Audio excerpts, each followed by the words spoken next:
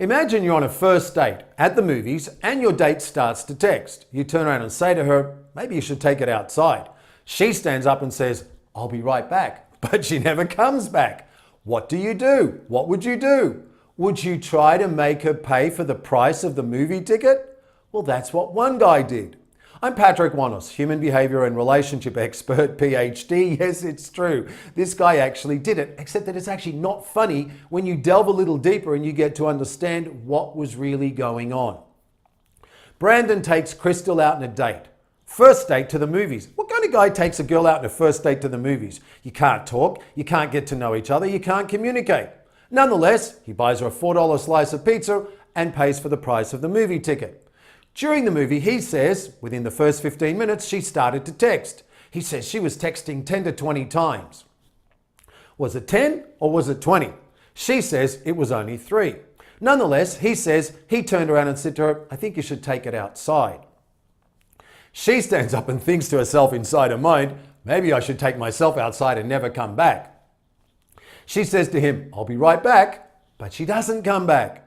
So what does he do? The next day he sends her a text message. Does he say, listen, your behavior was really rude. You just ran away without even saying anything and you actually lied saying you'd come back. I think that's really rude.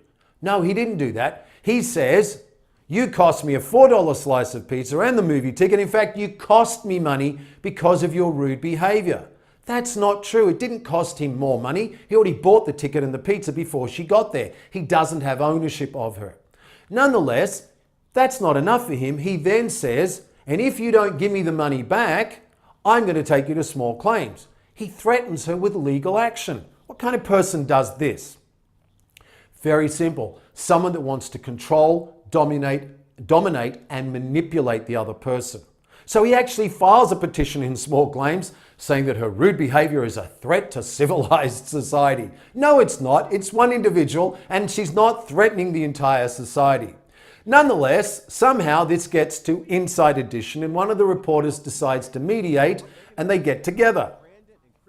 She very gracefully, humbly, and submissively says, the date just didn't work out and I will love to give you your $17.31 if you can just leave this alone.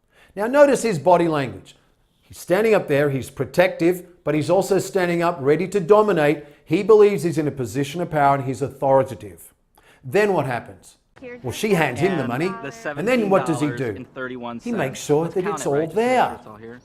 10, 15, 16, 17, 31 cents. I appreciate this. This is a person that's immature, irresponsible, spiteful, and couldn't handle the fact that he interpreted this as rejection. So he got angry, he felt powerless and helpless, he wanted to get his power back. What does he do? He says, you better give me the money back or I'll take you to court. This was not about money. This was all about power. He spent at least $50 to file the claim in small claims tribunal to try and get what? $17 back? So when you look at this, although this sounds very funny, it's not, because this girl, even if she was rude, was actually subjected to someone that wanted to dominate, control, and manipulate her. As far as she's concerned, there are 3 sides to every story. There's your side, my side, and then there's the truth. It would have been better for her to stand up and say, listen, I'm going to leave. I don't want to watch this movie. Here's your $20 before she walks out of the cinema so there can be no argument. On his part, obviously something else happened that made her feel, I shouldn't stay here. I shouldn't come back. But you see from this point that there are people who want to control and dominate because he couldn't handle the fact that she rejected him and she walked out on him. Remember this, when you take someone out on a date, whether it's a girl, a friend, or if you're paying for lunch or dinner, you don't control the other person. You don't have ownership of the other person.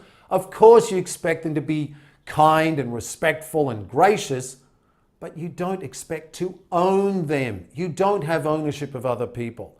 I believe, do the right thing. Make sure that there's a difference between being happy and being right. Choose the line of peace. He could have just said, you know what?